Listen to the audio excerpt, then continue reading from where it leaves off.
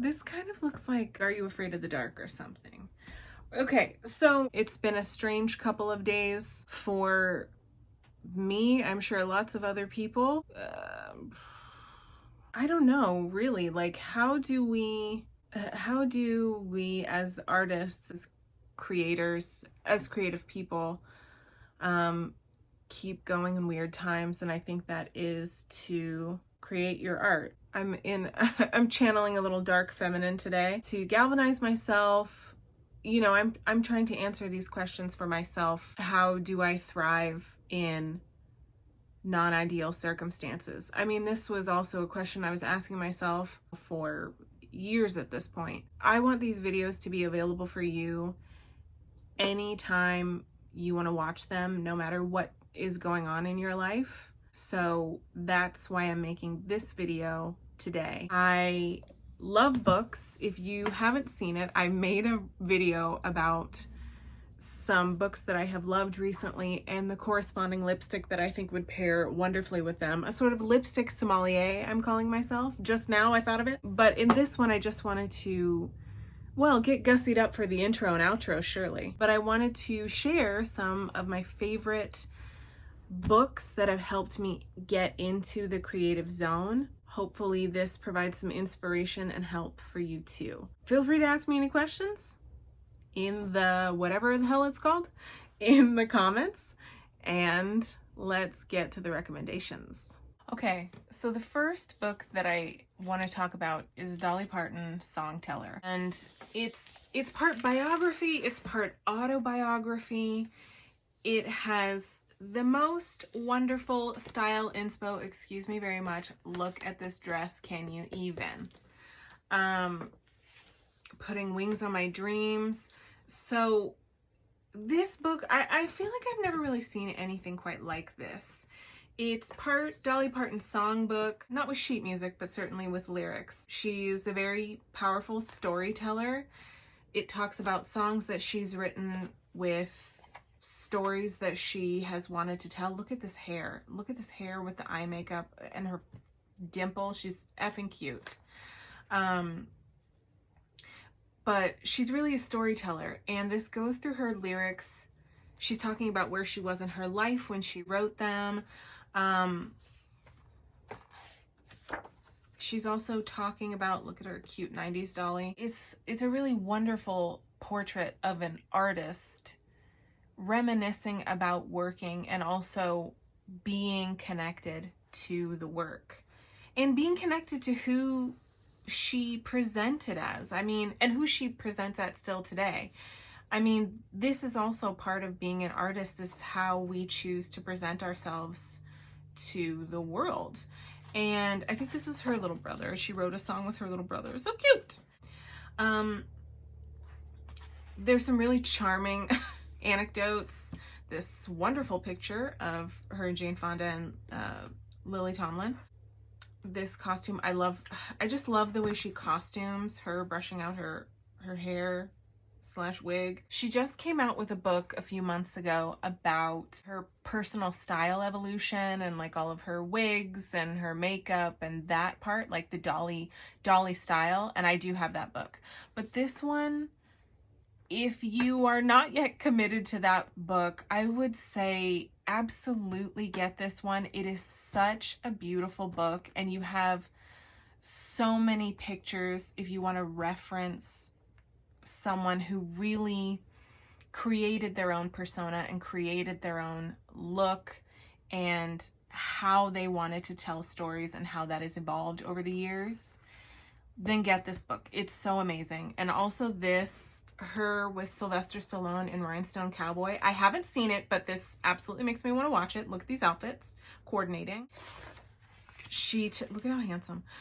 She tells a story about how he's like horrified at how much junk food she ate, and he was like very health conscious, and I think she's just so charming, and this is really wonderful.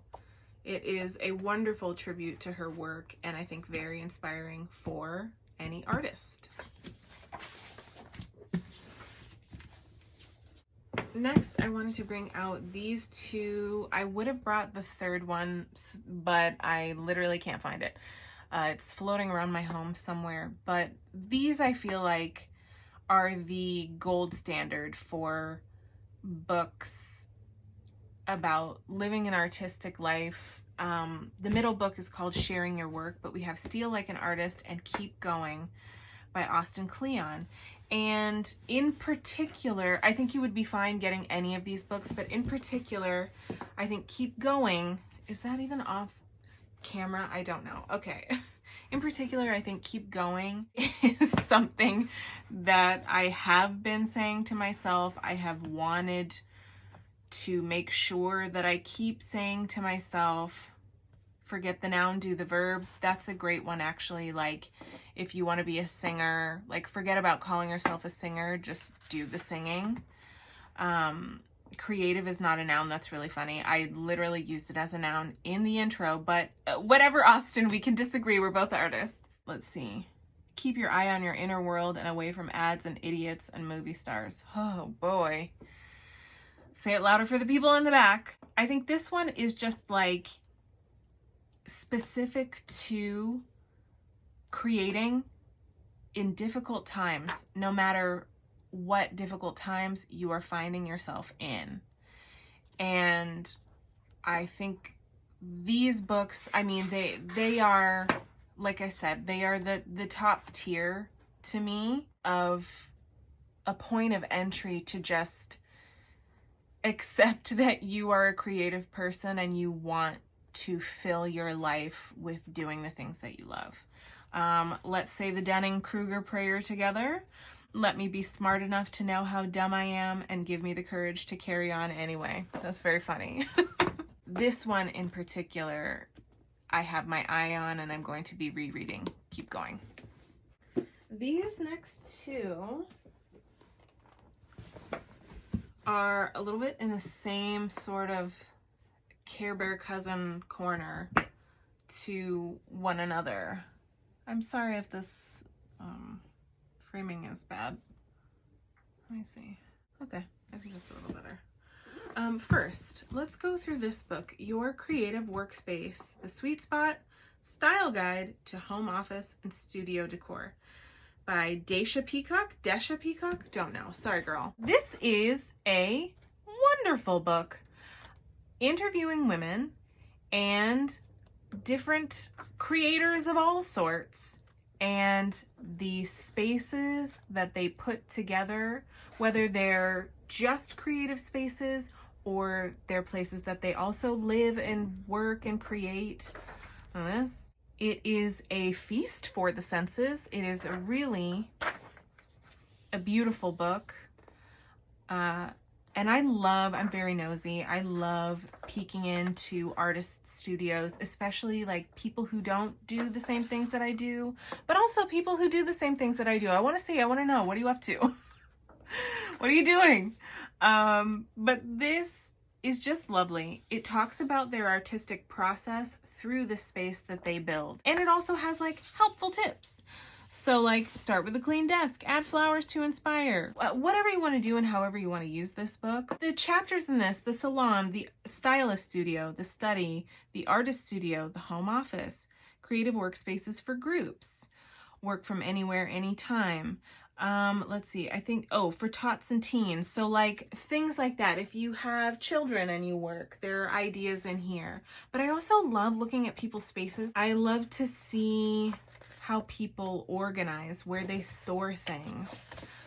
What have they cooked up? What they display. Like, look at this beautiful clutch on the wall here. I wonder what she uses that for. Her scissors are hanging from a clip here. She's got this plant and a very clean desk that I'm sure doesn't look like that all the time, but you know. Oh, okay, so she's like spiral bound this clutch. Interessant. But this is what I'm saying, like using a little butterfly clip or whatever they're called. I call them Barbie doctor bags, the little clips, to hold her scissors to this little grid. You know, things like that. How do we express ourselves visually in the space within which we create? I think this book is just beautiful. So and very interview heavy. So if you're looking to commiserate with other creative women, or just people in general, and maybe you don't have them around you, you have them in here. This is a lovely book. And in a similar vein, this was my first one, and it's a little bleached on the cover because I had it stacked in a window. And so the sun got to it, but she didn't get to the inside. I have this book, look at this, water damage. This book has been through it with me. But this book, oh my God. Okay, if you were gonna get one of the two, either the one I just showed or this one, I would say get this one in a heartbeat. This has such interesting spaces, and it organizes them by like how they store. So, okay. This book is called Where Women Create, Book of Organization, The Art of Creating Order. And it is so fabulous. These are my people in this book. These are the people that have a bunch of stuff in their room and it all looks beautiful and their stuff is on display. This is a book that I really vibe with.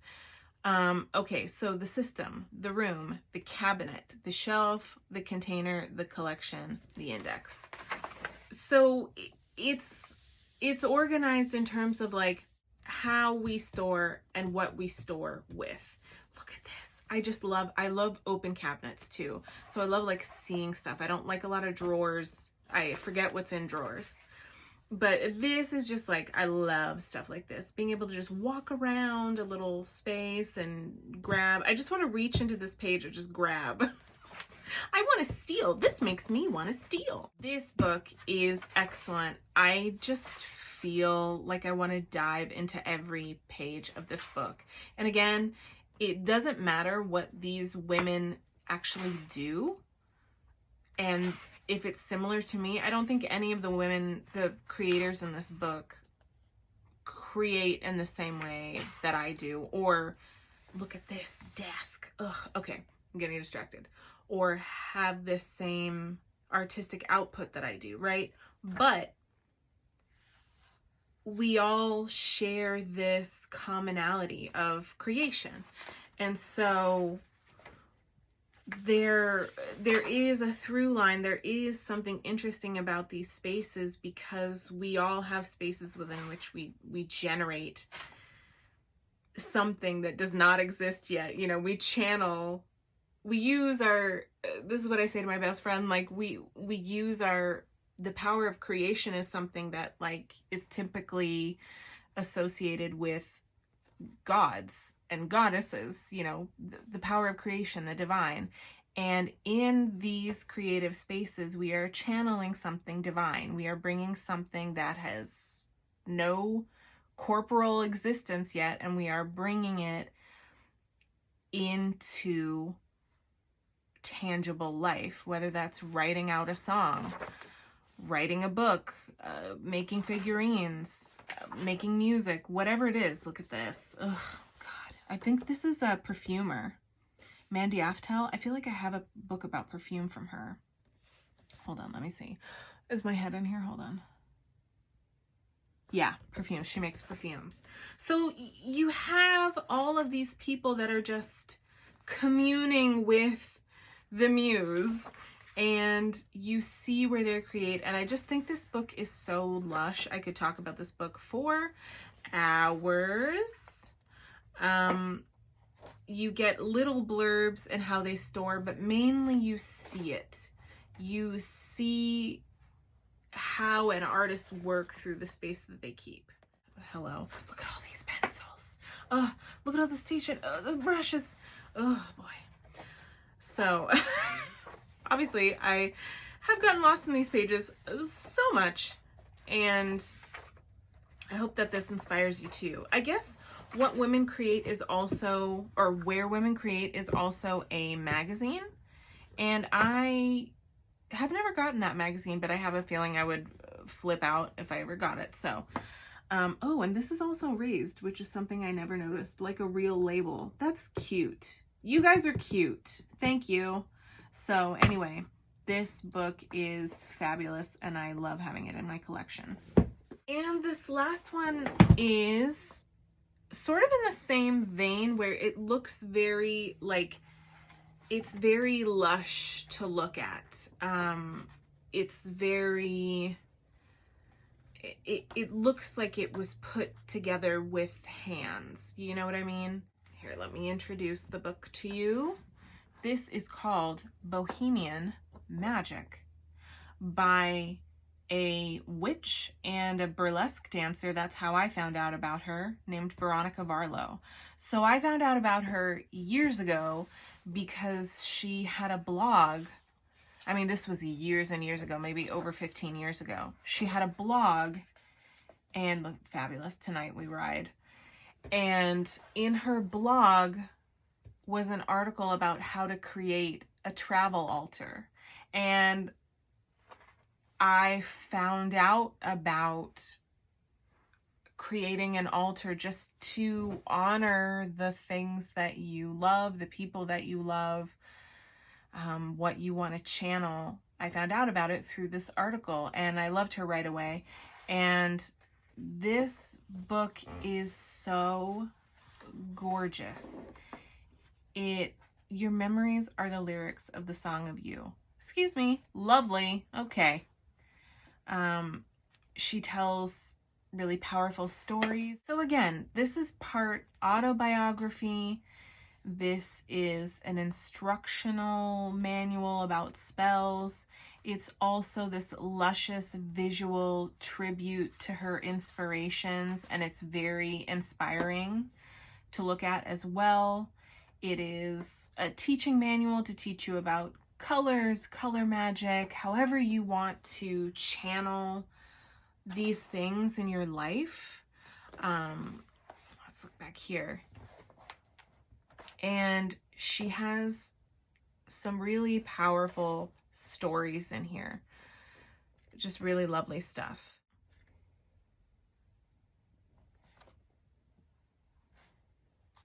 And in particular, visually, I love her collage work.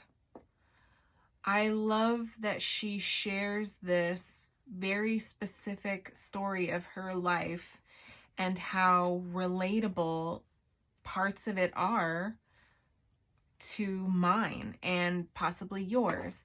She's just really, I love this picture of Frida Kahlo. She just has a real gift, I think, for bringing things together visually, and a real true self-expression here. It's a lovely book.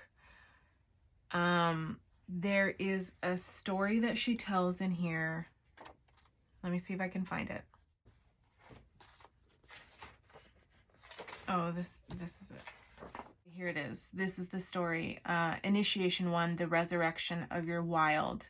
She tells this story of moving into this old cottage that was basically her dream. She put it together. She put all of the things that she loved in it. She had been designated as her family's keeper of memories, so she had all the photo albums, everything. She had, I don't know, all of her stuff. She put together her dream house. You know what I mean? She put together her dream cottage. And one night, nobody was there, thankfully, but one night it burned to the ground.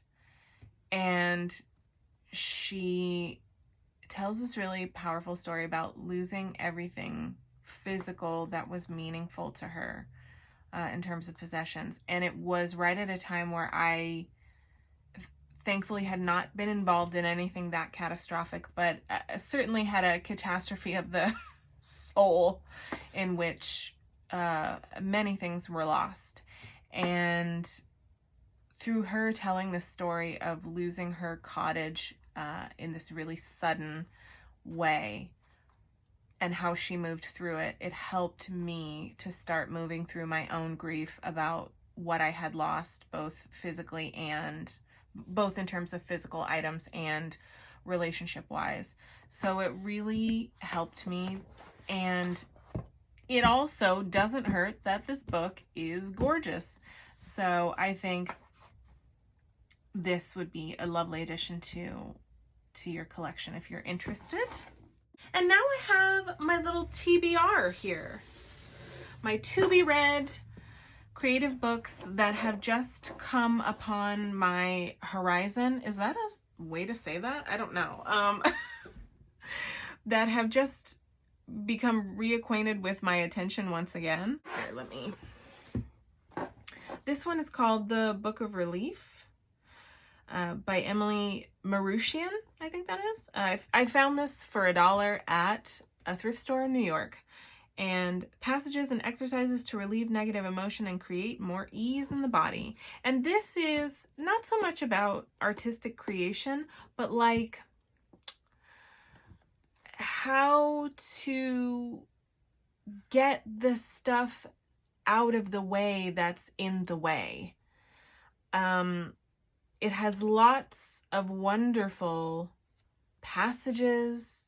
Think of a difficulty or challenge as a seed planted in the dirt. It may seem dark momentarily, and it may seem as if nothing is moving forward. However, over time, that seed bears fruit. Our challenges change us, even if we can't see the process just yet. It happens little by little each day. Every difficulty adds more nourishment and beauty in our overall garden of life. One day, very soon from now, you'll look out and see how each one complements and supports the other. You'll marvel at how it all came together and just how perfect and beautiful it all is. So that's lovely. Thank you, Emily. Oh, wow. Thank you, Emily. We needed it.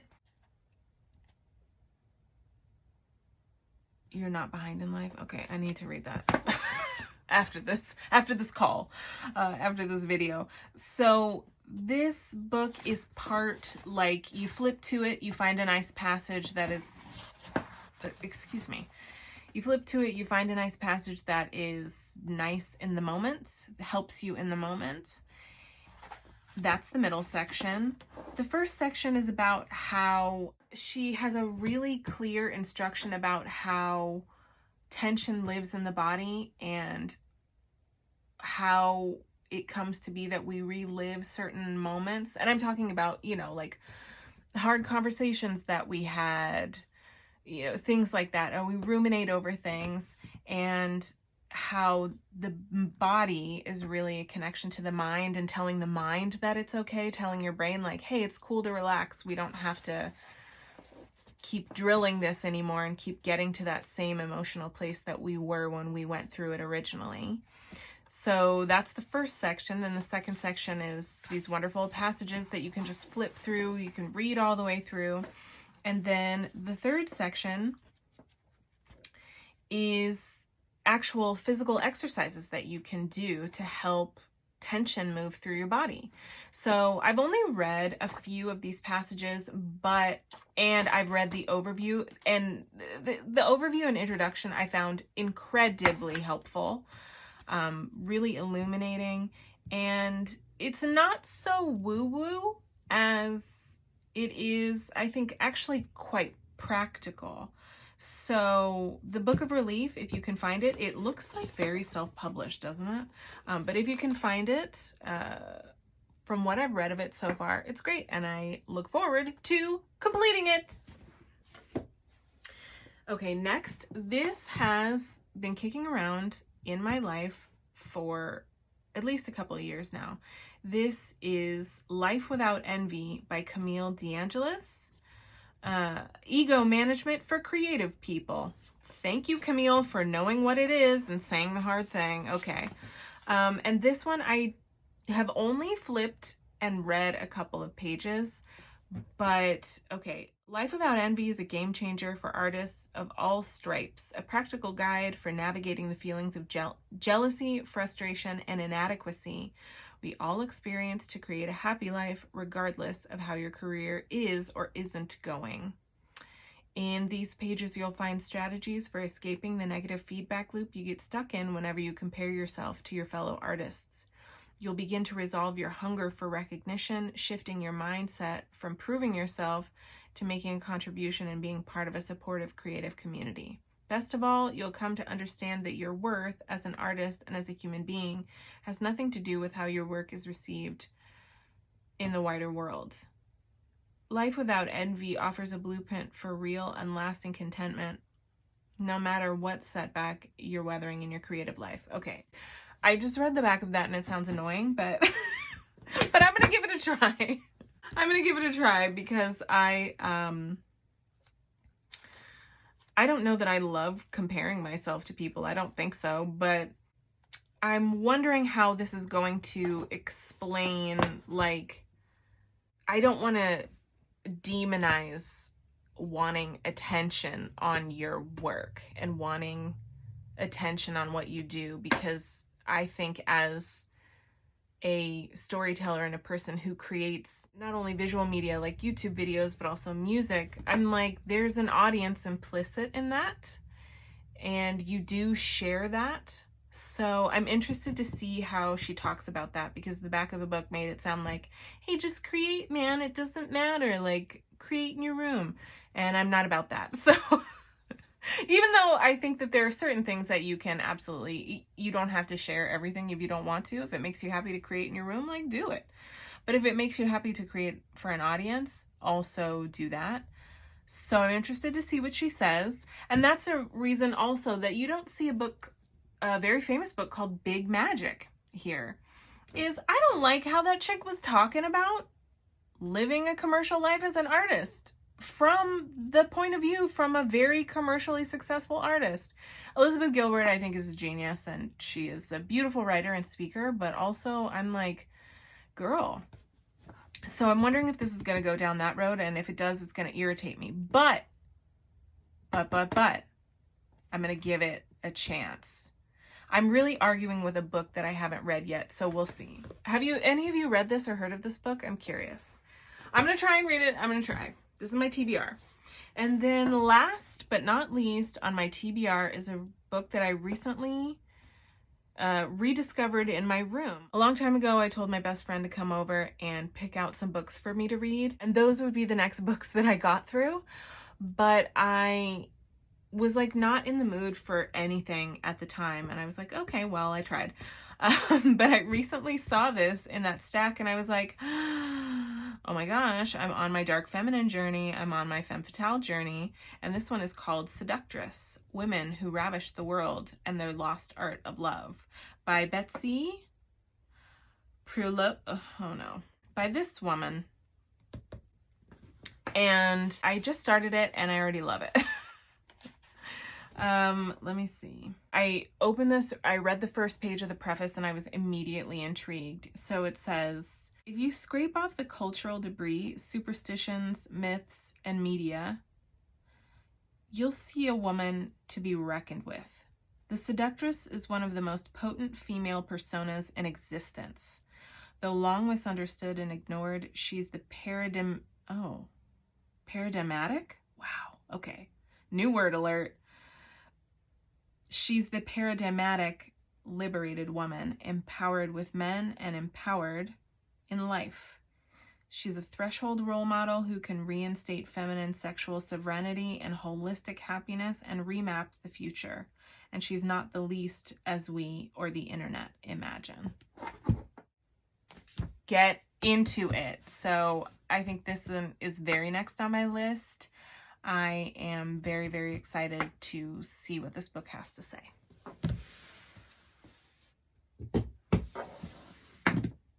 Let's go. Let's talk about what we've seen today. Okay, so that was my list of books that have certainly helped me in my creative life, and some that I am very curious to read. What do you think? Do you have any book recs for me? I need to know. Also, one that I forgot is your own journals, your own notebooks. You are your own inspiration too. All right? That too. What you generate is inspiring as well. So, do I need to touch up my lip gloss? Let's do it. There we go. I hope that this was helpful to you. I hope that this was interesting. Of course, if you have any book recommendations for me, please leave them in the comments. I'm always looking for more books. Look at this shelf behind me. There's one in front of me too. I love a good book, all right? I love a read. If you've read any of these that I have mentioned, let me know what you think. Also in the comments below. And with that, I bid you good evening. I forgot to say thank you for joining me in this little corner of the internet, and we really are in a cozy little corner tonight. So even if it's not night where you are, I hope you can cozy up and have a little moment to yourself. Thank you for being here, and I will see ya in the next video. Later, skater.